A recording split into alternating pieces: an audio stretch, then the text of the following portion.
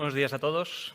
Muchas gracias por venir. Como ha dicho César, os voy a explicar un poco lo que es para nosotros el camino más eficiente para rehabilitar los edificios. Y cuando hablo de rehabilitar los edificios no me refiero solo a la eficiencia energética, sino a llevarlos a un estado de mantenimiento y de habitabilidad óptimos.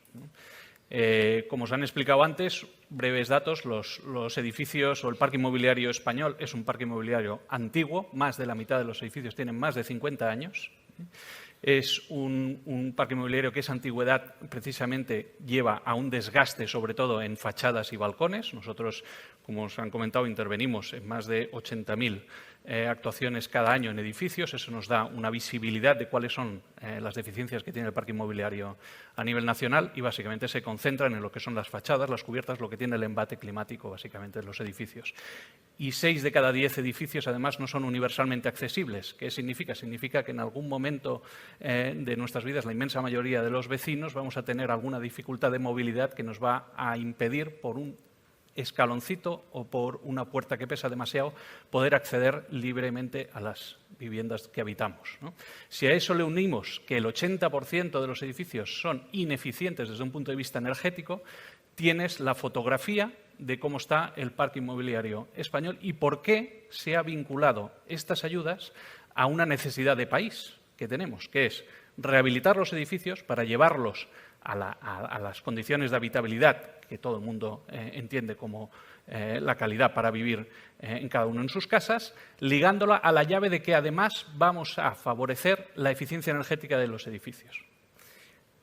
No están vinculadas las obras y las subvenciones, como bien ha explicado, a conseguir solo la eficiencia energética. La eficiencia energética es una llave para acceder a la ayuda.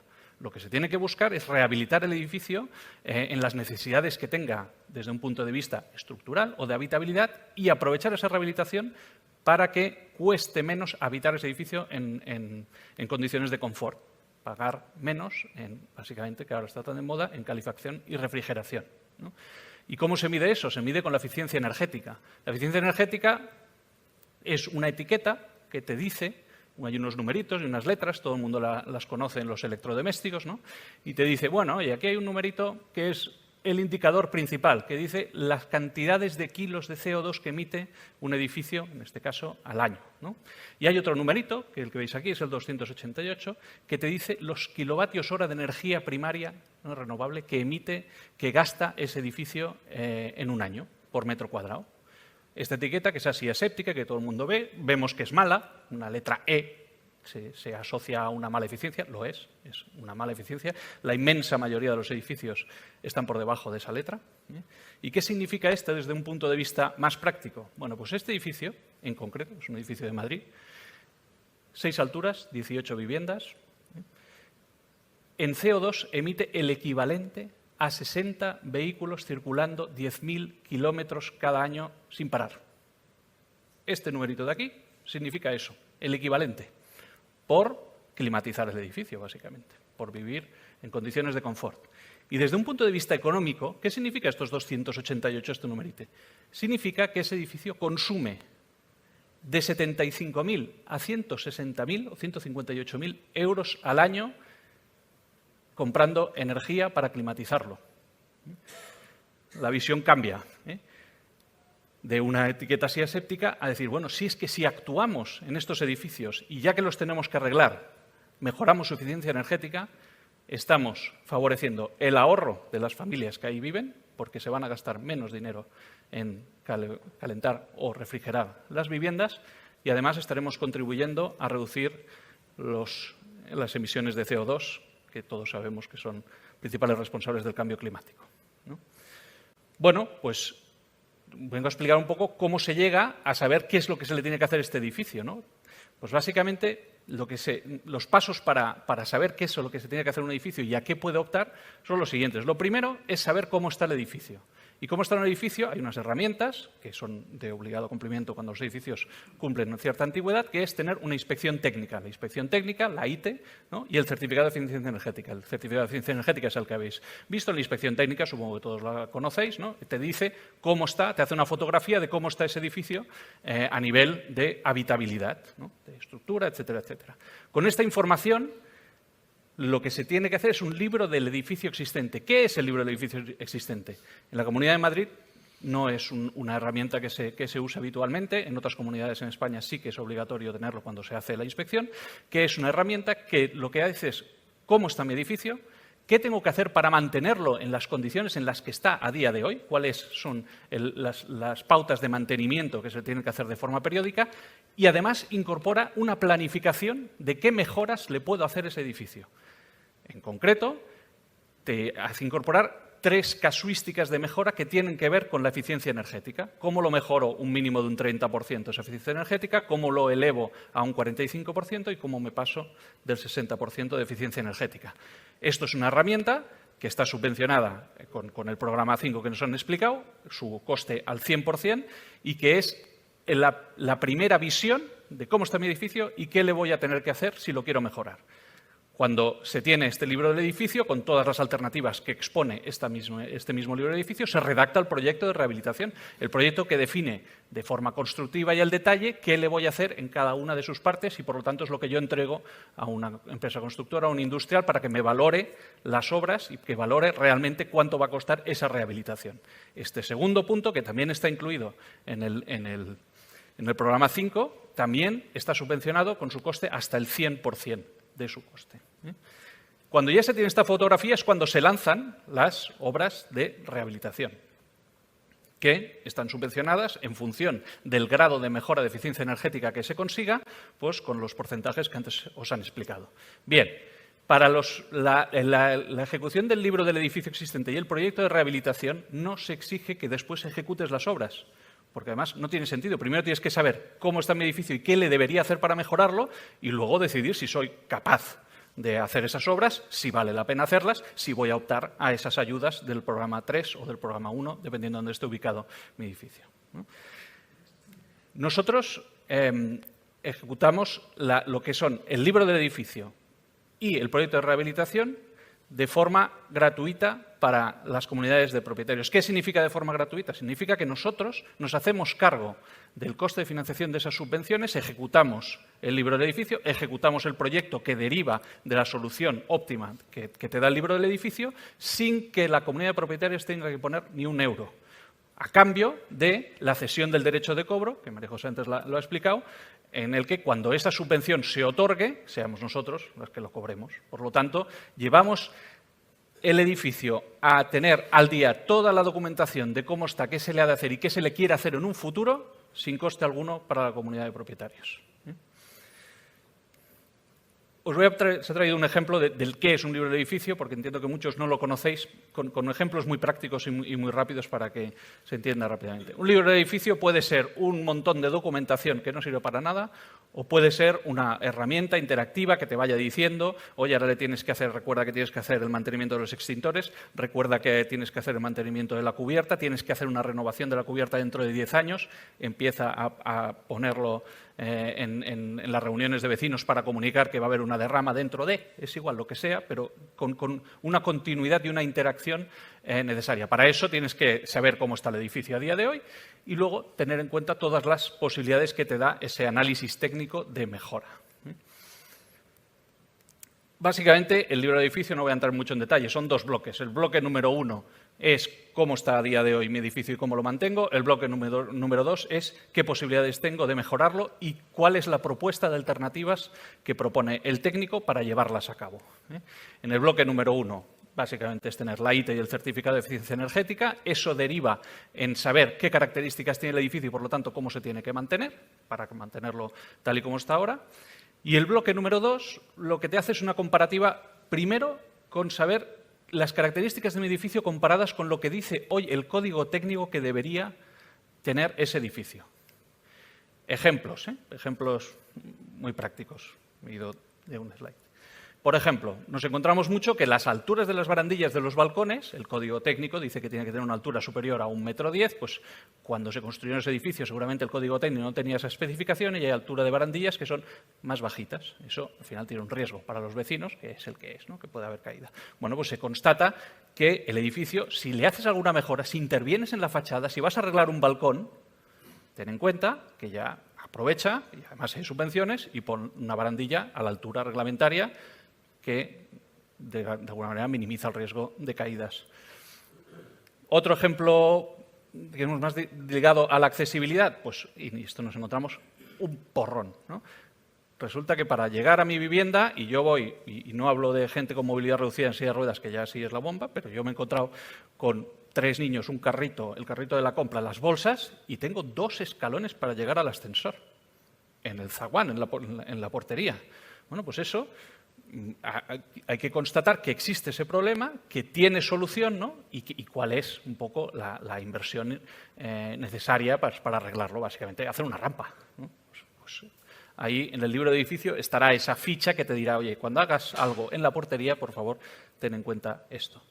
Otro ejemplo también que nos encontramos mucho. Resulta que los revestimientos, los embellecedores de las porterías o de las escaleras, cuando se pusieron en la época de construcción de ese edificio, tenían unas características que no tenían en cuenta su resistencia al fuego. Pues nos encontramos muchos edificios en los que son bonitos, son embellecedores, pero en el caso de que haya un incendio, eso son como cerillas, ¿no? Los vecinos tienen que conocer que eso es una anomalía con respecto al código técnico actual que te obliga a que los materiales en las zonas comunes tengan una cierta resistencia al fuego. Un ejemplo así más mundano, por ejemplo, el ruido de los bajantes cuando uno va al lavabo, ¿no? Nos encontramos muy habitualmente que es una cuestión muy molesta para los vecinos, sobre todo de las plantas que están más abajo, ¿no? Bueno, pues el código técnico también delimita de alguna manera cuál es la transmitancia sonora que tienen que tener las tuberías. Bueno, pues tener en cuenta, si tú vas a rehabilitar un edificio, ten en cuenta que a lo mejor, en las 2 tramos últimos, pues forra bien las tuberías de desagüe para que no hagan ese ruido desagradable para los que lo sufren, ¿no? Y por último, esto también nos encontramos bastante, también en zonas de construcción de los años 60 y 70, presencia de fibrocemento en cubiertas, ¿eh? El fibrocemento en cubiertas y bajantes es un material que tuvo un uso muy extensivo en los años del boom de la construcción, que no tiene ningún problema siempre y cuando no se rompa o esté en mal estado. Si está en mal estado, el fibrocemento emite unas partículas que son muy nocivas para la salud y sobre todo para los vecinos, que son los que están más cerca de esas emisiones, ¿no?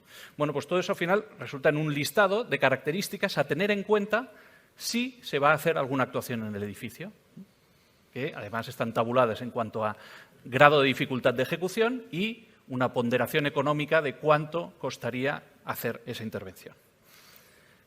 Con estas características tenemos las características de lo que me ha dicho la ITE, que las deficiencias que tiene, las mejoras que le podría hacer, y ahora entramos en el segundo bloque, que es, además de hacer todo esto, ¿cómo mejoro la eficiencia energética del edificio? ¿Y cómo la mejoro?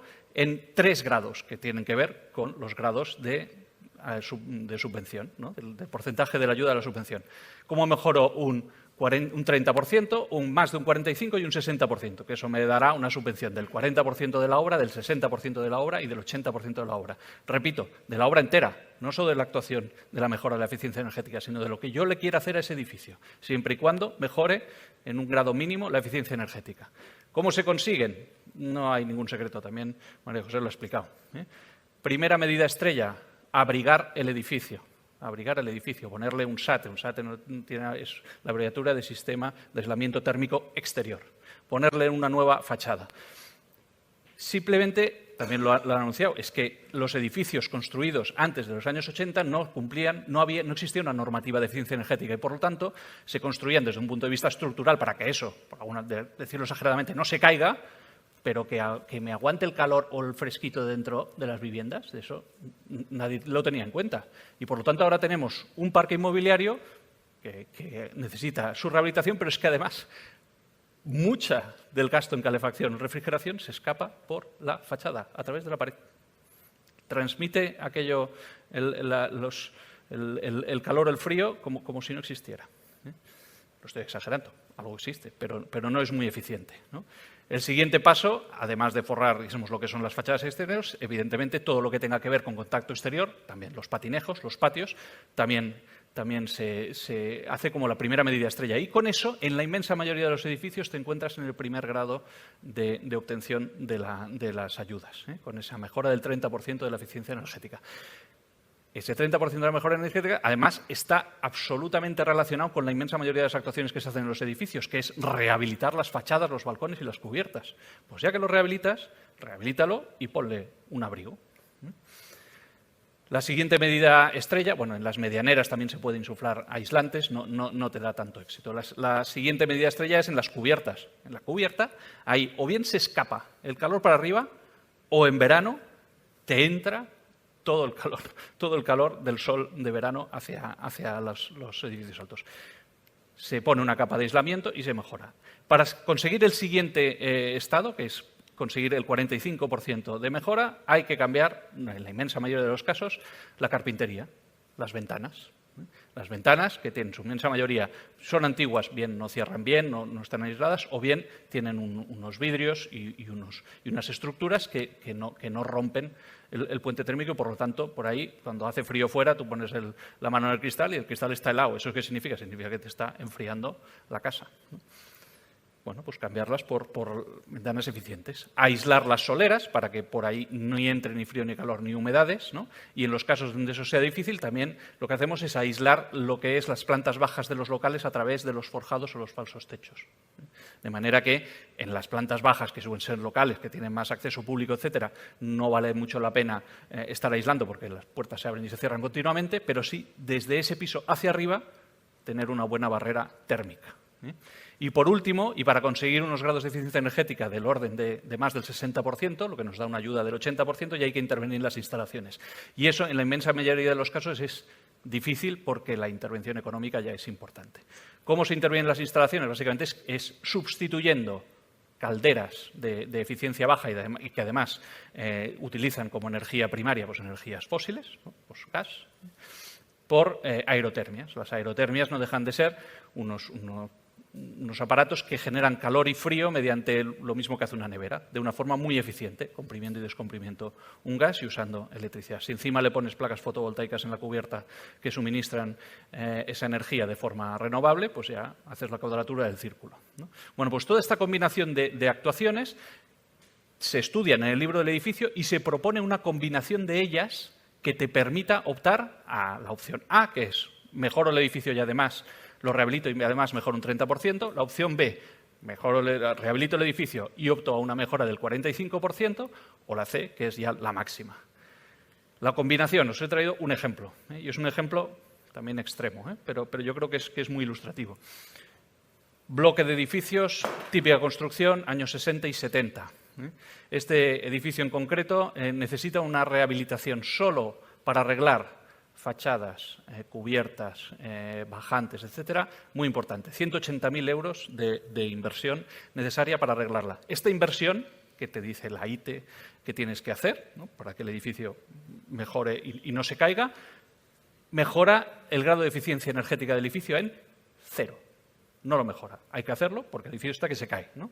Bueno, pues lo que hace el libro del edificio es valorar. Bueno, además de esto, vamos a hacerle lo que hemos dicho, el estudio de qué pasaría si yo, que ya rehabilito las fachadas, le hago una capa SATE, ¿no? Bueno, pues mejoraría, el numerito no sé si se ve muy bien, pero mejorarías en un 20% la eficiencia energética de todo el edificio. No llegamos al mínimo, ¿no? Siguiente paso, vamos a estudiar si le hacemos, además de las fachadas, los patios interiores. Estamos en el 32, ya hemos conseguido el primer paso, el primero de los escalones, ¿eh? También os digo que hay que ir con cuidado de quedarse muy justitos en la expectativa de generación, un 32%.